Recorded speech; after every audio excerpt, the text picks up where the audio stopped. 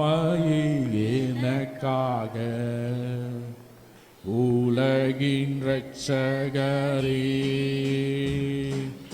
உன்னத பலியாக ஒப்பு கொடுத்தீரையா. உம்மையே எனக்காக உலகின் இரட்சகரே உன்னத பலியாக எங்களை வாழ வைக்க சிலுவையில் தொங்கினீரே. எங்களை வாழ வைக்க சிலுவை தொங்கினீரே. நோக்கி பார்த்ததினால் பிழைத்து கொண்டோமையா. நோக்கி பார்த்ததினால் பிழைத்து கொண்டோமையா. ஒப்பு கொடுத்தீரையா. உம்மையே எனக்காக உலகின் இரட்சகரே உன்னத பலியாக நித்திய ஜீவன் பெற நீதிமானாய் மாற. நித்திய ஜீவன் பெற நீதிமானாய் மாற. ஜீவன் தரும் கனியாய் சிலுவையில் தொங்கினீர். ஜீவன் தரும் கனியாய் சிலுவையில் தொங்கினீர். ஒப்பு கொடுத்தீரையா. உம்மையே எனக்காக உலகின் இரட்சகரே உன்னத பலியாக. ஹல்லேலூயா. ஸ்தோத்திரம் ஸ்தோத்திரம் ஸ்தோத்திரம். ஹல்லேலூயா ஹல்லேலூயா. மனதுருகும் தெய்வமே இயேசையா, உம்மை மனதார துதிப்பேன் ஸ்தோத்தரிப்பேன்.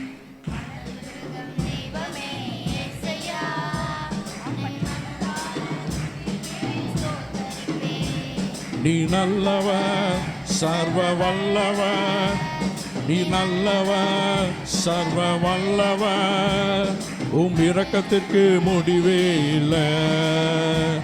உம் அன்பிற்கு அளவே இல்லை.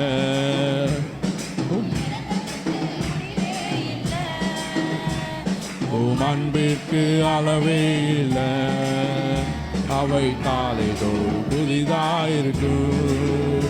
அவை காலைதோறும் புதிதாயிருக்கும். மனதுருகும் தெய்வமே இசையா, உம்மை மனதார துதிப்பேன் ஸ்தோத்தரிப்பேன். மனதுருகும் தெய்வமே இசையா, உம்மை மனதார துதிப்பேன் ஸ்தோத்தரிப்பேன். மெய்யாக எங்களது பாடுகளை ஏற்றிக்கொண்டு துக்கங்களை சுமந்து கொண்டீர். மெய்யாக எங்களது பாடுகளை ஏற்றுக்கொண்டு துக்கங்களை சுமந்து கொண்டீர். ஐயா துக்கங்களை சுமந்து கொண்டீர்.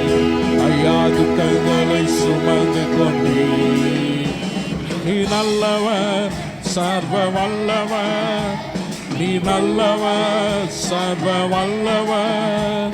உம் இரக்கத்திற்கு முடிவே இல்லை. உம் அன்பிற்கு அளவே இல்லை. உம் இரக்கத்திற்கு முடிவே இல்லை. உம் அன்பிற்கு அளவே இல்லை. அவை காலைதோறும் புதிதாயிருக்கும். அவை காலைதோறும் புதிதாயிருக்கும். மனதுருகும் தெய்வமே இசையா, உம்மை மனதார துதிப்பேன் ஸ்தோத்தரிப்பேன். நாம் கடந்து செல்வோம். நாம் இருந்த வண்ணமாக கண்களை மூடி, ஆண்டவரே உம்முடைய வார்த்தையினால் எங்களோடு பேசுவீராக. இந்த நாள் மிகவும் முக்கியமான ஒரு நாள் ஆண்டவரே. உம்முடைய இரத்தத்தினாலே எங்களை மீட்டெடுத்த ஒரு நாள் ஆண்டவரே. ஸ்தோத்திரிக்கிறோம் ஆண்டவரே.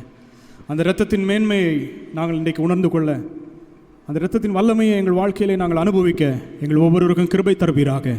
எங்கள் ஒவ்வொருவரையும் ஆசீர்வதியும். நீர் எங்களோடு இடைபடும் பேசும். எங்களை தாழ்த்தி தருகிறோம். இயேசுவின் மூலம் ஜெபிக்கிறோம் நல்ல பிதாவே, ஆமென். நாம் எடுத்து வாசிப்போம். சங்கீதம் 22வது அதிகாரம் 16வது வசனம். நாய்கள் என்னை சூழ்ந்திருக்கிறது, பொல்லாதவர்களின் கூட்டம் என்னை வளைந்து கொண்டது, என் கைகளையும் என் கால்களையும் உருவ குத்தினார்கள். என் கைகளையும் என் கால்களையும் உருவ குத்தினார்கள். ஆண்டவராகிய இயேசு கிறிஸ்து பாடுகளை அனுமதித்த இந்த நாள் பாருங்க, பலவிதமான பாடுகள் அவர் அனுபவித்தாலும் அவருடைய கரங்களிலே ஆணிகள் கடாவப்பட்டது. அது மிகவும் கொடுமையான ஒரு காரியம். அந்த கைகளிலே ஆணிகள் கடாவப்பட்டதினால், அந்த இயேசுவின் கரங்களிலே ஆணிகள் கடாவப்பட்டதற்கான காரணம் என்ன? அதனால் நமக்கு வருகிற ஆசீர்வாதங்கள் என்ன? இயேசுவினுடைய கரம் எப்படி நமக்கு ஆசீர்வாதமாக இருக்கிறது என்று சொல்லிதான் இன்றைக்கு நாம் அந்த வார்த்தையிலிருந்து தியானிக்க போகிறோம். யோவான் 20வது அதிகாரம் 25வது வசனத்தை வாசியுங்கள். மற்ற சீஷர்கள் கர்த்தரை கண்டோம் என்று அவனுடனே சொன்னார்கள். அதற்கு அவன், அவருடைய கைகளில் ஆணிகளினால் உண்டான காயத்தை நான் கண்டு, அந்த காயத்திலே என் விரலை விட்டு என் கையை அவருடைய விலாவிலே போட்டால் ஒழிய விசுவாசிக்க மாட்டேன் என்றான். இன்னைக்கு பாருங்க, தோமா ஆண்டவரை ரொம்ப சிறுமைப்படுத்தும்படியாக இந்த வார்த்தையை சொல்லுகிறான். இயேசு கிறிஸ்துவோடு இருந்தவன் தான், ஆனால் இயேசு கிறிஸ்துவனுடைய கைகளில் உள்ள காயங்களிலே நான் அதிலே என் விரல்களை விட்டால் ஒழிய நான் நம்ப மாட்டேன் என்று சொல்லி அவன் ஏளனமாக அற்பமாக சொல்லுகிற ஒரு காரியத்தை நாம் இந்த இடத்துல பார்க்கிறோம். ஆனால் ஆண்டவருடைய கரம், காயங்களை பட்ட கரம், அது நம்மை ஆசீர்வதிக்கிற ஒரு கரமாகவே எப்பொழுதும் இருக்கிறது. அந்த கரம் நம்மை ஆசீர்வதித்து மேன்மைப்படுத்துகிறதாக காணப்படுகிறது. அநேகர் சொல்கிறது உண்டு, என்னுடைய வாழ்க்கையிலே நான் எந்த காரியத்தை செய்தாலும், என் கையினால் எந்த காரியத்தை செய்தாலும், அந்த பிரயாசம் எடுத்தாலும் அதில் ஒரு நஷ்டம்தான் வந்து கொண்டிருக்கிறது, அதில் ஒரு லாபம் இல்லை, என் கையின் பிரயாசம் மிகவும் கஷ்டப்படுகிறேன் என்று சொல்லி அவள் சொல்கிறதை நான் கேட்டிருக்கிறேன். எவ்வளவுதான் பிரயாசம் எடுத்தாலும், எந்த கையின் பிரயாசம் நான் செய்தாலும் அதில் எப்படியாவது ஒரு தோல்வி வந்து விடுகிறது என்று சொல்லி சொல்லுகிறதை நான் கேட்டிருக்கிறேன். இந்த கரத்தை கொண்டு நான் நன்மையானதையும் செய்ய முடியும், இந்த கரத்தை கொண்டு நாம் தீமையான காரியத்தையும் செய்ய முடியும். ஆனால் ஆண்டவராக இயேசு கிறிஸ்துவின் அந்த காயப்பட்ட கரத்தில் இருக்கிற அந்த வல்லமையை நம்முடைய வாழ்க்கையில் பெற்றுக்கொண்டோம் என்று சொன்னால், நம்முடைய வாழ்க்கையிலே இந்த கரத்தை அவர் ஆசீர்வதிக்க அவர் உண்மையும் போதுமானவருமாக இருக்கிறார். எத்தனையோ பேர் தங்கள் கரங்களை குறித்து குறை சொல்வதை பார்த்திருக்கிறோம். என் கரம் ஒரு ராசியான கரம் இல்லை அப்படின்லாம் சொல்கிறத நான் கேட்டிருக்கிறேன். அப்படி நீங்கள் இன்றைக்கு சொல்லிக் கொண்டிருப்பீர்கள் என்று சொன்னால், இன்றைக்கு ஆண்டவர் உங்களை ஆசீர்வாதமான ஒரு கரமாக மாற்ற அவர் வல்லவராக இருக்கிறார். ஏனென்று சொன்னால் அவருடைய கரம் நமக்காக காயப்பட்டிருக்கிறது. ஒரு ஊழியர், இப்பொழுது நல்ல ஊழியம் செய்கிறவர், அவர் இப்படி தான் சொல்லிக் கொண்டிருந்தார். அவருடைய வாழ்க்கையில் எது செய்தாலும் நஷ்டம் வந்து கொண்டிருந்தது. ஒரு நாள் அவர் ஆண்டவருக்கென்று தன்னை ஒப்புக் கொடுத்தார். ஆண்டவரே, உம்முடைய தழும்புகளினால் என்னை சுகமாக்குவீர் என்று சொல்லப்பட்டபடி என்னை குணப்படுத்தும், என் கரங்களை ஆசீர்வதியும் என்று சொல்லி அவர் சொன்னபோது அவருடைய வாழ்க்கையிலே ஒரு ஆசீர்வாதமும் ஒரு மாற்றமும் உண்டானது. தேவன் அவர் செய்கிற காரியங்களை ஆசீர்வதித்தார். தேவனுடைய இரத்தத்திற்கு நாம் கீழ்ப்படியும் போது, அந்த இரத்தத்திற்கு அடைக்கலத்தில் நாம் வரும்போது ஆண்டவர் நம்மை ஆசீர்வதிக்க வல்லவராக இருக்கிறார்.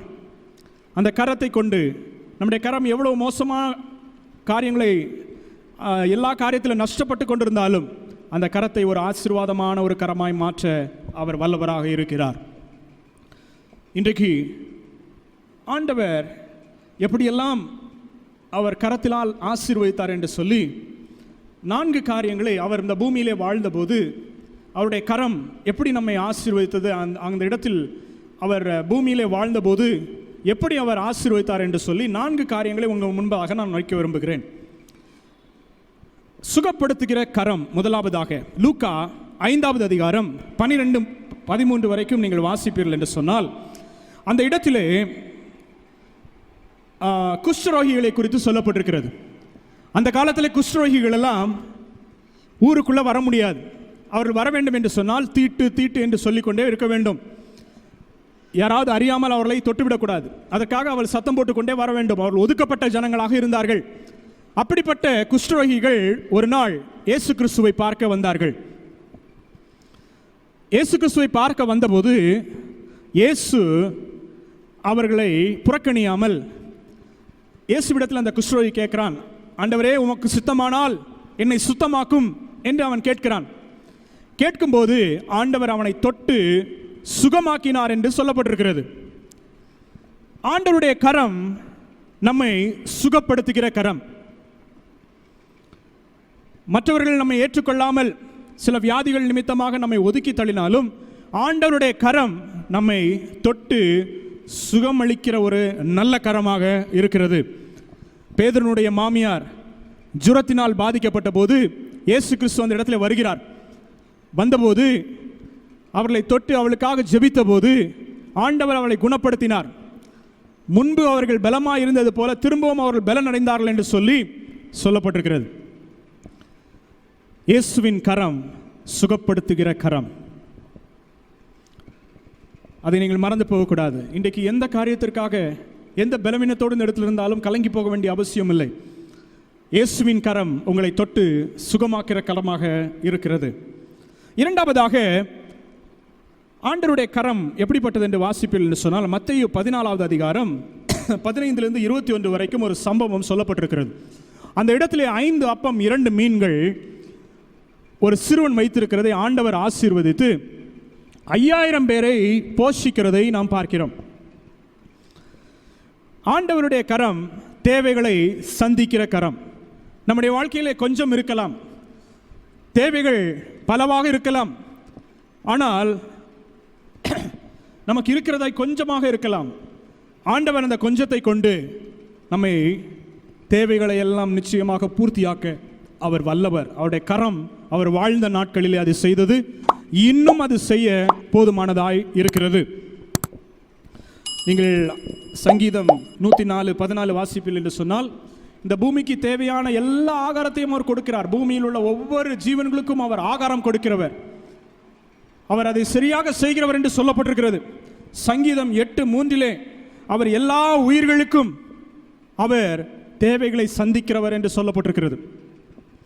அவர் எல்லாவற்றையும் போஷிக்கிறவர். எல்லாருடைய தேவைகளையும் அவர் சந்திக்கிற ஒரு நல்ல தேவனாக இருக்கிறது. அவருடைய கரம் அதை செய்தது. அந்த 5 அப்பம் 2 மீனை அவர் தொட்டு ஆசீர்வதித்த போது 5000 பேர் திருப்தியாக சாப்பிட்டு மீதி எடுக்கத்தக்கதான ஆசீர்வாதத்தை ஆண்டவர் கொடுத்தார். உடைய வாழ்க்கையிலும் மீதி எடுக்கத்தக்கதான ஆசீர்வாதங்களை ஆண்டவர் கொடுக்கிற தேவனாக இருக்கிறார். அவருடைய கரம் அதை செய்ய இன்றைக்கும் போதுமானதாக இருக்கிறது. மூன்றாவதாக அவருடைய கரம் எப்படிப்பட்ட கரம் என்று பார்ப்பீர்கள் என்று சொன்னால், மார்க்கு 10வது அதிகாரம் 14வது வசனத்தை நீங்கள் வாசித்து பார்ப்பீர்கள் என்று சொன்னால், ஆசீர்வதிக்கிற கரம். சிறு பிள்ளைகளை அந்த இடத்திலே அநேகர் அதட்டுகிறார்கள், பெற்றோர்கள் எல்லாம் அதட்டுகிறார்கள். அப்பொழுது இயேசு சொல்லுகிறார், சிறு பிள்ளைகளை அதட்டாதிருங்கள், சிறு பிள்ளைகளின் இடத்தில் வர தடை பண்ணாதிருங்கள், அவர்களை தொட்டு அவர் ஆசீர்வதிக்கிற தேவனாக இருக்கிறார். நம்முடைய தேவன் ஆசீர்வதிக்கிற தேவன். அவருடைய கரம் நம்மை ஆசீர்வதிக்கிற ஒரு கரமாக இருக்கிறது. ஆதியாகமம் 1:27-28 நீங்கள் வாசிப்பீர்கள் என்று சொன்னால், அவர் நம்மை பூமியை பலுகி பெருகி பெருகும்படியாக தேவன் நம்மை ஆசீர்வதிக்கிற ஒரு நல்ல தேவனாக இருக்கிறார். நமக்கு ஆசீர்வாதத்தை கொண்டு வருகிற கரம். நான்காவதாக மத்தேயு 14வது அதிகாரம் 22-33 நீங்கள் வாசிப்பீர்கள் என்று சொன்னால், 4ஆம் சாமத்திலே கடல் கொந்தளிக்கிறது. அங்கே சீஷர்கள் படகிலே வருகிறார்கள். அவர்கள் படகிலே வரும்போது திடீரென்று கடல் கொந்தளிப்பு வருகிறது. இயேசு அவர்களோடு இல்லை. இந்த காரியத்தை அறிந்த இயேசு, தூரத்திலிருந்து இதை கவனித்த இயேசு, அவர் கடல் மேலே நடந்து வந்து காற்றையும் கடலையும் அதட்டினார் என்று சொல்லப்பட்டிருக்கிறது. அவர் வருகிறதை கண்டு பேதுரு சொல்லுகிறான், ஆண்டவரே, நானும் உம்மை போல இந்த கடலில் நடக்க ஆசைப்படுகிறேன் என்று சொல்லும்போது, சரி நீ வா என்று சொல்லி அவனை தைரியப்படுத்துகிறதை நாம் பார்க்கிறோம். பேதுரு வரும்போது திடீரென்று அவிசுவாசம் அவனுக்குள்ளாக வரும்போது அவன் மூழ்கிறான். மூழ்கி போகும்போது ஆண்டவருடைய கரம் அவனுக்கு தூக்கி எடுக்கிற கரமாக இருக்கிறது. நம்முடைய வாழ்க்கையிலும் எத்தனையோ சோதனைகள் வந்து நாம் மூழ்கி போவோம் என்று நாம் நினைக்கிற நேரங்களிலே ஆண்டவருடைய கரம் நமக்கு உதவி செய்கிற ஒரு நல்ல கரமாக இருக்கிறது. வாழ்க்கையில் உள்ள பிரச்சனைகள் நம்மை அழுத்தி நாம் அப்படியே மூழ்கி விடுவோம் என்று சொல்லி நாம் இருக்கும்போது ஆண்டவர் நமக்கு உதவி செய்கிற கரமாக இருக்கிறார். அவர் நல்ல உதவி செய்கிற தேவனாக இருக்கிறார். இப்படி அவர் இயேசு கிறிஸ்துவினுடைய கரம் நன்மை செய்கிறதாய் இருந்தது, அநேகருக்கு நன்மை செய்கிறதாய் இருந்தது. ஆகவே தான் பிசாசு எப்படியாவது அந்த கரத்தை அழித்து விட வேண்டும் என்று சொல்லி ஆணிகள் கடாவும்படியாக அவரை ஒப்பு கொடுத்தான். ஆணிகளை வைத்து அந்த கரத்தை காயப்படுத்தி விட்டால் அவருக்கு பின்பு அந்த கரம் மற்றவர்களுக்கு ஆசீர்வாதமாக இருக்காது என்று சொல்லி அவன் பிசாசானவன் வஞ்சனையாக ஆண்டவரை இந்த காரியத்திற்கு ஒப்பு கொடுக்கிறதை நாம் பார்க்கிறோம். பாருங்கள், எரேமியா 16வது அதிகாரம் 21வது வசனத்தை நீங்கள் வாசிப்பீர்கள் என்று சொன்னால், ஏன் அவருடைய கரங்கள் காயப்பட்டது என்று சொல்லப்பட்டிருக்கிறது. எரேமியா 16:21. ஆதலால் இதோ இப்பொழுது நான் அவர்களுக்கு தெரிய பண்ணுவேன், என் கரத்தையும் என் பலத்தையுமே அவர்களுக்கு தெரிய பண்ணுவேன், என் நாமம் யெகோவா என்று அறிந்து கொள்வார்கள். அவருடைய கரத்தையும் பலத்தையும் அவர்களுக்கு தெரியப்படுத்துவேன் என்று ஆண்டவர் அந்த இடத்துல வாக்கு பண்ணியிருக்கிறபடினால் அந்த வாக்கு தத்தத்தை அழிக்கும்படியாக தான் பிசாசானவன் அவருடைய கரத்தை காயப்படுத்துகிறதை நாம் பார்க்கிறோம். அவருடைய கரம் வல்லமையுள்ள கரம் என்பதை பிசாசு அறிந்திருந்தான். எத்தனையோ பேரை உருவாக்குகிற கரம், எத்தனையோ அதிசயங்களை செய்கிற கரம், எத்தனையோ பேரை சுகப்படுத்தின கரம், அதற்கெல்லாம் முற்றுப்புள்ளி வந்துவிடும் என்று சொல்லிதான் பிசாசானவன் தந்திரமாக இந்த காரியத்தை அவன் செய்கிறதை நாம் பார்க்கிறோம். ஆண்டவருடைய கரம் நம்மை ஆசீர்வதிக்கிறது. அவர் வாழ்ந்தபோது மற்றவர்களை ஆசீர்வதித்தது, அவர் காயப்பட்ட பின்பும் அவர் நம்மை ஆசீர்வதிக்கிற தேவன் என்பதிலே எந்த சந்தேகமும் இல்லை. அவருடைய காயப்பட்ட கரம், அவர் இந்த பூமியிலிருந்து எடுத்துக்கொள்ளப்படும் போது அவருடைய கரம் காயப்பட்டது. அந்த காயப்பட்ட கரத்தை வைத்து சீஷர்கள் எல்லாம் ஒரு மீனுமே கிடைக்காமல் அங்கிங்கு சுற்றி கொண்டு வந்திருந்தார்கள். அவர்கள் வந்தபோது இவர்கள் இயேசு கிறிஸ்து அவர்களுக்கு எல்லாருக்கும் நல்ல மீன்களை வைத்து நல்ல போஷித்ததை நாம் பார்க்கிறோம். அவருடைய காயப்பட்ட கரம் அவர்களை போஷித்தது. அவர் இந்த பூமியிலிருந்து எடுத்துக்கொள்ளப்படும் போது கூட அவர் சொன்னார், நான் உங்களை திக்கற்றவர்களாய் விடேன், நான் உங்களை ஆசீர்வதிப்பேன் என்று சொல்லி ஆசீர்வதித்து தான் அவர் இந்த பூமியிலிருந்தே கடந்து சென்றார்.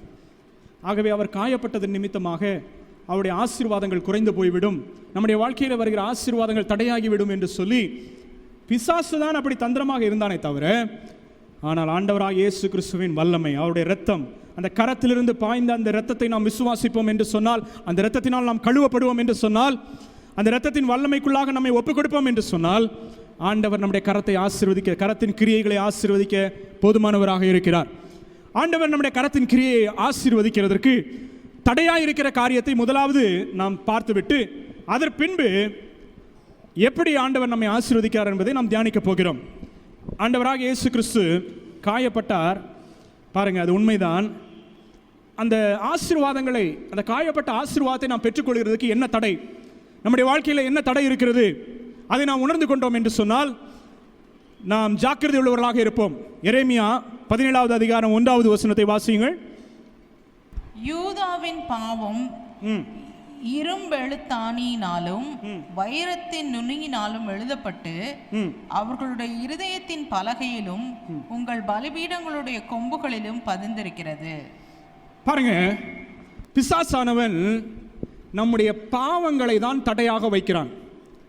ஆண்டவருடைய கரத்தின் ஆசீர்வாதம் நமக்கு வர தடையாக இருக்கிற காரணம் என்ன? நாம் நினைக்கிறோம் நம்முடைய சிந்தனைகளை செய்த பாவம், நம்முடைய செயல்களிலே செய்த பாவம், நம்முடைய கிரியைகளிலே செய்த பாவம், இதெல்லாம் நம்மோடு அது தங்கிவிடும், நம்மோடு அது இருந்துவிடும் என்று சொல்லி நாம் நினைக்கிறோம். அப்படி அல்ல. இதையெல்லாம் ரெக்கார்டு யார் வச்சிருக்கான்னா பிசாசு வச்சிருக்கா. யார் வச்சிருக்கா? பிசாசு. அந்த இடத்துல சொல்லப்பட்டிருக்கு, இரும்பு ஆணிகளினால் இருதயத்தில் எழுதுகிறது போல் எழுதப்பட்டிருக்கிறது என்று சொல்லப்பட்டிருக்கு. பாருங்க, அவன் எழுதுகிறான். நாம் செய்த தவறுகள், நாம் செய்த பாவங்களை அவன் தடையாக வைக்கிறான். பிசாசானவன் வஞ்சனையாக நம்முடைய வாழ்க்கையை அழிக்கிறதற்கு அவன் செய்கிற காரியம் என்னவென்று சொன்னால், நாம் செய்கிற ஒவ்வொரு பாவங்கள், தேவனுக்கு விரோதமாக செய்கிற ஒவ்வொரு பாவங்களையும் அவன் கணக்கில் வைத்திருக்கிறான். நாம் மிகவும் ஜாக்கிரதையாக இதில் இருப்போம் என்று சொன்னால், நாம் நம்முடைய கரம் நமக்கு ஆசீர்வாதமாக மாறுகிறதை நாம் உணர்ந்து கொள்ள முடியும்.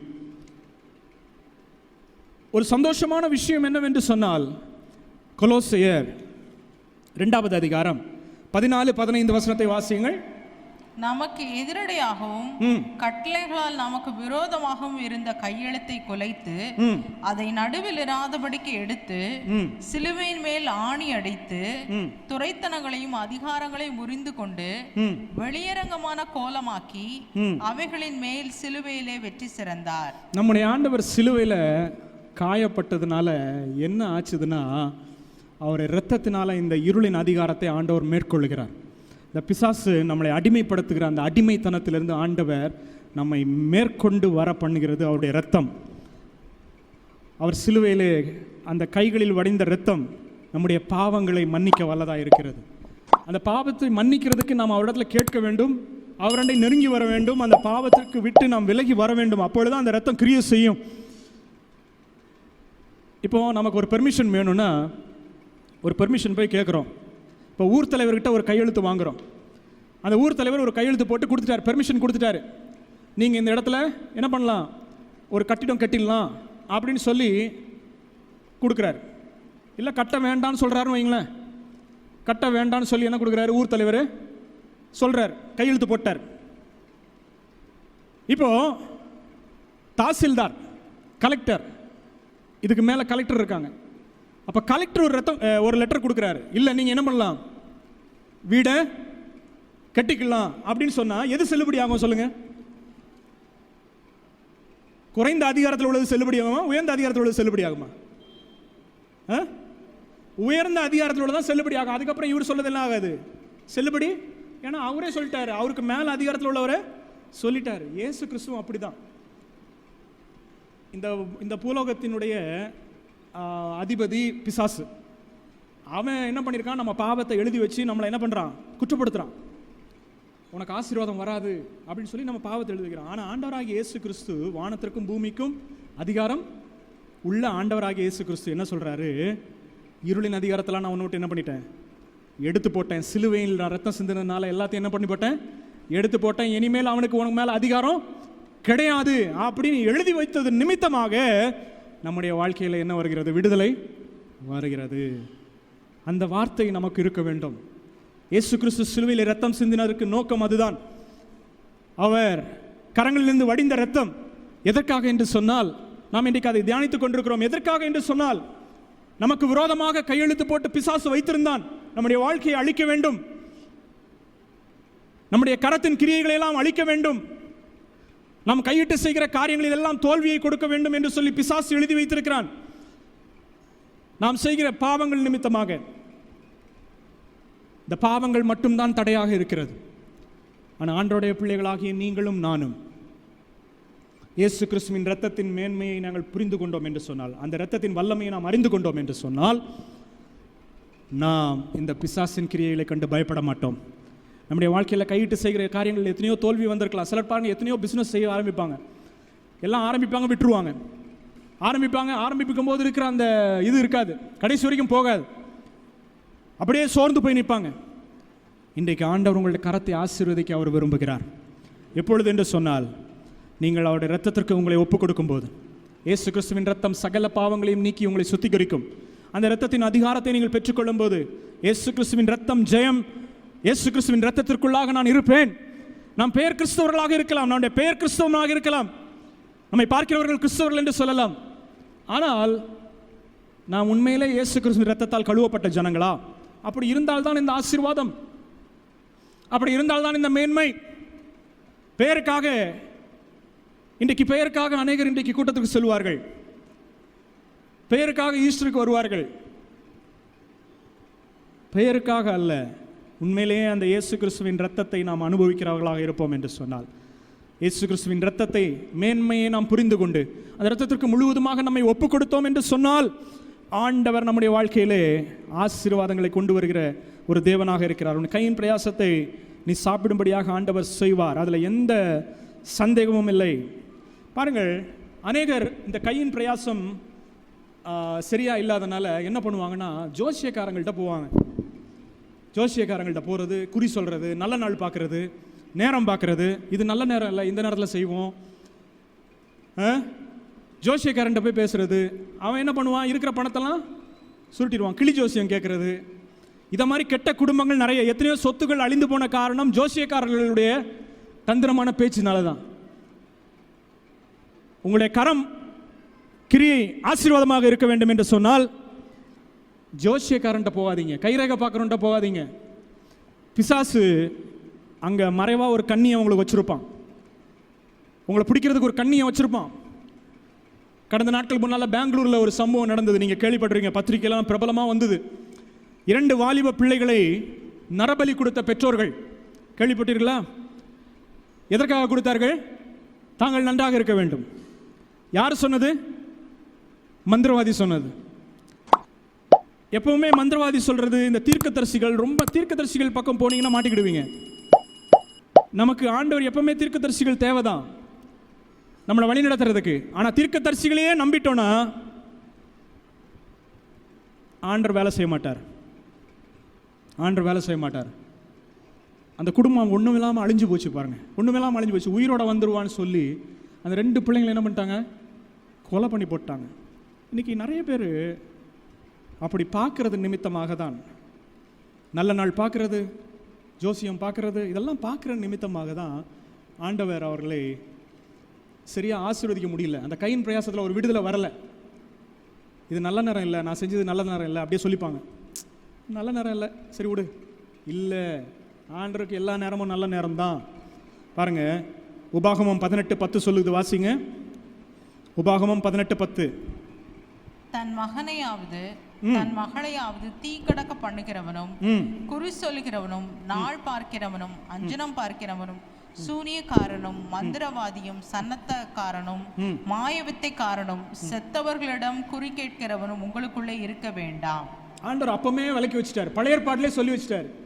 குறி கேட்கிறவன் உங்கள்கிட்ட என்ன பண்ண வேண்டாம், இருக்க வேண்டாம். அவனெல்லாம் என்ன பண்ணிரு, அவனுக்கு ஆண்டவருடைய ஆசீர்வாதம் வராது. பிசாசு அங்கே ஒரு கண்ணியை வச்சிருப்பான், அவனை பிடிக்கிறதுக்கு ஒரு கண்ணியை வச்சிருப்பான். நம்முடைய வாழ்க்கையில் ரொம்ப ஜாக்கிரதையாக இருக்கணும். ஒரு சமயம் ஒரு ஊழியக்காரர் சாட்சி சொன்னார். எப்படி சொன்னாருன்னா, அவர் வாலிப வயதில் இருக்கும்போது அவருக்கு தெரியாது, இந்த வசனம் அவருக்கு தெரியாது, அவர் ரட்சிக்கப்படலை. அப்போ ஒரு நாள் கைரேகை ஜோசியம் பார்க்கறதுக்காக ரோட்டில் இருந்தவங்கள்ட்ட போய் பார்த்தார். கைரேகை ஜோசியம் பார்க்கறதுக்காக. கைரேகை ஜோசியம் பார்த்துருக்கீங்களா? பார்த்தா சொல்லுவா போறீங்க. கைரேகை ஜோசியம் பார்க்கறதுக்காக போனார். போகும்போது அந்த ஜோசியக்காரர் சொன்னார், நீ 20 வயசில் ஒரு பெரிய போராட்டம் உனக்கு வரப்போகுது. என்ன வரப்போகுது? 20 வயசில் ஒரு பெரிய போராட்டம் வரப்போகுது, நீ தற்கொலை கூட செஞ்சிருவே அப்படின்னு சொல்லி ஒரு வார்த்தையை சொன்னார். இவர் மிகவும் சோர்ந்து போயிட்டார். வாலிப வயது, நல்லா இருந்த மனிதன், என்னத்தையும் சொல்லி விட்டுருவான். எதுக்கு இப்படி சொல்கிறானுங்கன்னா, நம்ம அதுக்கு பிரயாசித்தம் பண்ணுவோம், கொண்டு போய் ஏதாவது கொடுப்போம். அது பிசாசு பண்ணுற வேலை. பிசாசு தான் என்ன பண்ணுவான், ஒரு கண்ணியை வச்சுருவாங்க. குறி கேட்க போனீங்கன்னா வச்சுருவான், தீர்க்க தரிசனம் கேட்க போனீங்கன்னா வச்சுருவான். இன்னைக்கு ஆண்டுடைய பிள்ளைகள் எங்கே போக மாட்டாங்க, கைரேகை ஜோசம் பார்க்க மாட்டாங்க, தீர்க்க தரிசிகள்கிட்ட சொல்லுவாங்க. நமக்கு தீர்க்க தரிசனம் அவசியம். வேதம் சொல்லுது, தீர்க்க தரிசனம் இல்லாத இடம் ஜனங்கள் என்ன பண்ணுவாங்க, சீர்கெட்டு போறான்னு சொல்லப்பட்டிருக்கு. வேணும், முழுவதுமாக நம்பி போயிட்டோன்னா என்ன இருக்கு, ஆண்டுடைய வேணா தீர்க்க தரிசனம் தானா வரும், உனக்கு வர வேண்டிய நேரத்தில் வந்துடும். எங்கள் அப்பா ஊழியத்துக்கு வரணும்னு சொல்லி ஒரு தீர்க்கதரிசி வந்து சொன்னாங்க. அந்த தீர்க்கதரிசியை நாங்கள் முன்பின் பார்த்தது கிடையாது. நாங்கள் அப்போ இல்லை, நாங்கள் பிறக்கலை. நான் பிறந்திருப்பேன்னு நினைக்கிறேன். அப்போ தான் கை குழந்தையாக இருந்தேன், என்னை தூக்கி வச்சுட்டு எங்கள் அப்பா நின்றுட்டு இருந்தார் வீட்டு வராண்டால. அந்த தீர்க்கதரிசிக்கு தெரியாது, எங்கள் குடும்பத்தை பற்றி தெரியாது, யாரை பற்றியும் தெரியாது. அவராக வந்து என்ன சொன்னார்னா, உங்கள் அம்மா உங்களை ஊழியத்துக்கு பிரதிஷ்டை பண்ணியிருக்காங்க, நீ ஒரே குழந்தையாக இருந்தனால உங்களை எனக்கு பின்னால் நீங்கள் பிறந்தனால அவங்க என்ன சொல்லியிருக்காங்க, எனக்கு ஒரு குழந்தைய கொடுத்தா நான் ஊழியத்துக்கு உங்களை அனுப்புவேன்னு சொல்லிட்டு அதை சொல்லாமலே என்ன ஆகிட்டாங்க, மரித்து போயிட்டாங்க. ஆனால் ஆண்டவர் உங்களுக்குன்னு ஒரு ஊழியம் வச்சிருக்கிறாரு, அந்த ஊழியத்தை நீங்கள் செஞ்சீங்கன்னா ஆண்டவர் உங்களை ஆசீர்வதிப்பார் அப்படின்னு சொன்னார். இது எப்படி அடையாளத்தை வச்சு வந்தாங்கன்னா, எங்கள் அப்பா போட்டிருந்த லுங்கியும் அவர் போட்டிருந்த ஷர்ட் கலரை வைத்து வந்தார்கள். வந்து சொன்னார்கள். சில வேளையில் ஆண்டவர் நம்மளோட பேசணுன்னு இருக்கு, நான் தீர்க்கதரிசனத்தை கொண்டு வருவேன், உணர்த்துவார். வேதம் தான் நம்மளுக்கு தீர்க்கதரிசன புஸ்தகம். வேதத்தை படிக்கும் போதே ஆண்டவர் உணர்த்துவார், இந்த காரியத்தை செய்யணும், அதான் நம்மளுக்கு தீர்க்கதரிசன புஸ்தகம். அதை வச்சு பேசினாரு. அப்பதான் ஊழியம்னா என்னன்னு புரிஞ்சுக்கொள்ள அவன் வர ஆரம்பிச்சாங்க. இதே மாதிரி தான். ஆனால் நம்ம தீர்க்கதரிசியை நம்பி நம்ம போயிட்டோன்னா நம்ம பாடு திண்டாட்டமாயிரும். கைரேகை பார்க்குறோன்ட்ட போயிடாதீங்க. அவங்களுக்கு கண்ணியை வச்சுருப்பான். 20 வயசில் இப்போ கதைக்கு வருவோம். 20 வயசு என்ன ஆகிடுவேன்னு சொல்லிட்டாரு, செத்து போயிடுவேன் அப்படின்னு சொல்லிட்டார். நல்லா இருந்த மனுஷன் எப்படி இருக்கிறான் இப்போ? உங்கள்கிட்ட சொன்னால் எப்படி இருக்கும்? சோர்ந்து போய் உட்காந்துட்டு இருக்கிறான். அப்போ ஒரு அங்கிள் இவருக்கு உண்டு, அவருக்கு நல்ல கிறிஸ்தவர். அவரு இவனை கவனிச்சுட்டு இருக்காரு. ஏன் இவன் சோர்ந்து போயிருக்கிறான், எப்பவுமே உற்சாகமாக இருப்பானே, அவனை கூப்பிட்டு என்ன நடந்துச்சுன்னு கேட்டிருக்காரு. அப்போ அவன் மறைக்காமல் இந்த காரியத்தை சொல்லியிருக்கிறான். இப்படி ஒரு கைரேகை பார்க்குறவன் எனக்கு சொன்னா. அப்போ அந்த அங்கிள் ஒரு வசனத்தை எடுத்து அவனுக்கு காமிச்சார். ஏசாயா 53வது அதிகாரம் 5வது வசனத்தை வாசியுங்கள். ஏசாயா, நம்முடைய மீறுதல்களின் நிமித்தம் அவர் காயப்பட்டு நம்முடைய அக்கிரமங்களின் நிமித்தம் அவர் நொறுக்கப்பட்டார். நமக்கு சமாதானத்தை உண்டு பண்ணும் ஆக்கினை அவர் மேல் வந்தது. அவருடைய தழும்புகளினால் குணமாகிறோம் என்று இருக்கிறது. இந்த வார்த்தையை அவன் பிடிச்சு கொண்டான். எவ்வளவு மோசமான காரியம் குறி சொல்றவன் சொன்னாலும் ஏசப்பா சொல்றாரு, உண்டு அவருடைய தழும்புகள்னால் என்னை குணமாக்குவேன்னு சொல்லிட்டாரு. அவருக்கு என் மேல சமாதானம் உண்டு பண்ற ஆக்கினை அவர் மேல இருக்குது. அவர் எனக்கு சமாதானத்தை உண்டு பண்ணுங்க வந்த தேவன், அவரை நான் விசுவாசிப்பேன், அவருக்கு என்னை வாழ்க்கையை ஒப்பு கொடுப்பேன் என்று சொல்லி வாழ்க்கையை ஒப்பு கொடுத்தார். வாழ்க்கை மாறியது. இன்றைக்கும் 50 வயசு ஆகிறது. நல்ல ஊழியக்காரராக அவர் இருக்கிறார். ஆண்டுக்கென்று வேலைகளை செய்துவிட்டு ஊழியம் செய்து கொண்டிருக்கிறார். பிரியமானவர்களே, ஆண்டருடைய வார்த்தை, கர்த்தருடைய கரம் நம்மை ஆசீர்வதிக்கிறதா இருக்கிறது. அவருடைய தழும்புகளினால் நாம் சுகமாகிறோம். அவர் பட்ட காயங்கள், அவர் கரங்களிலே பட்ட காயங்கள் நம்மை குணப்படுத்தும். உன்னுடைய கரத்தின் கிரியை ஆசீர்வாதமாக மாற்றும். இன்றைக்கு நீ கலங்கி போயிருக்கிறாயா?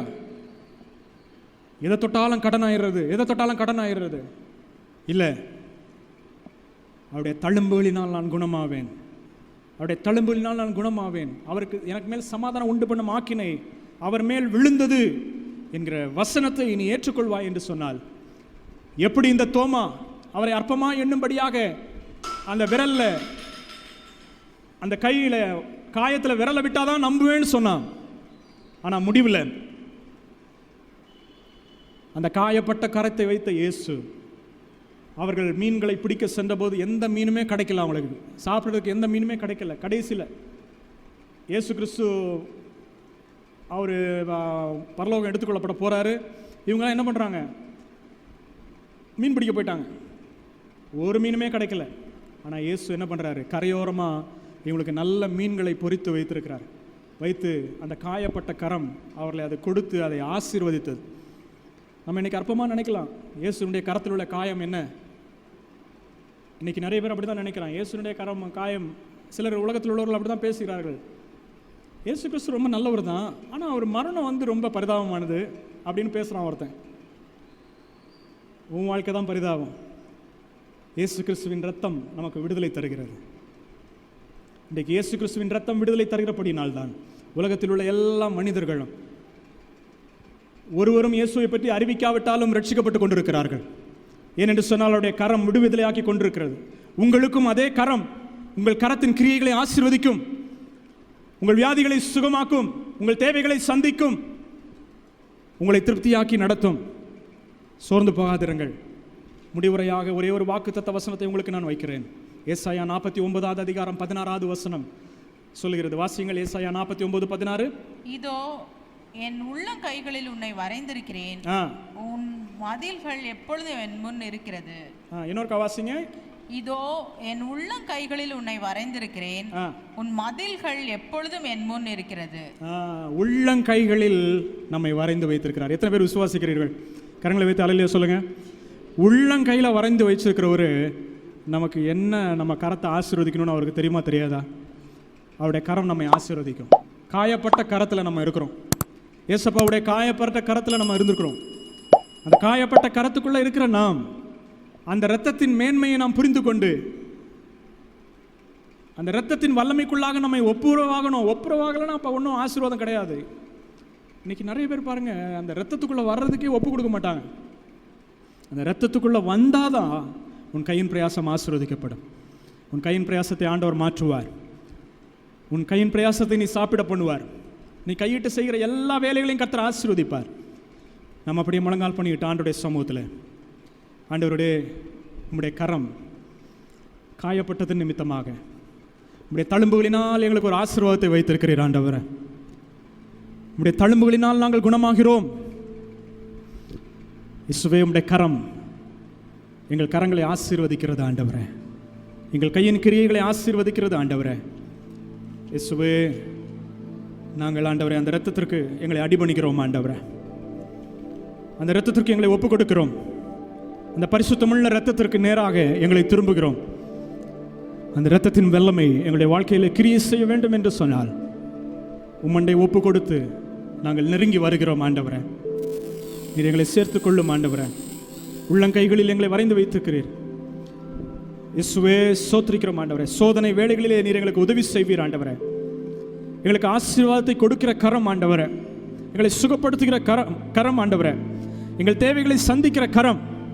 நம்முடைய பிள்ளைகள் இன்றைக்கு எந்த தேவைகளோடு இருப்பார்களோ, எந்த வியாதிகளோடு இருப்பார்களோ, கர்த்தர் அவர்களை தொட்டு சுகமாக்குவீராக.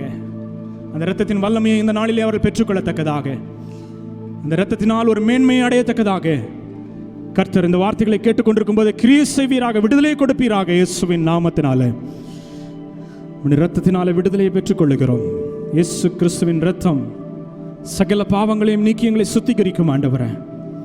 உன்னுடைய வல்லமையுள்ள இரத்தத்திற்கு எங்களை அடிபணிக்கிறோம், தாழ்த்தி தருகிறோம். இயேசுவின் மூலம் ஜெபிக்கிறோம் நல்ல பிதாவே, ஆமேன், ஆமேன். என் ஆத்துமாவே கர்த்தரை ஸ்தோத்திரி, என் முழுமே பரிசுத்த நாமத்தை ஸ்தோத்திரி. என் ஆத்துமாவே கர்த்தரை ஸ்தோத்திரி, கர்த்தர் செய்த சகல உபகாரங்களையும் மறவாதே. ஆமேன்.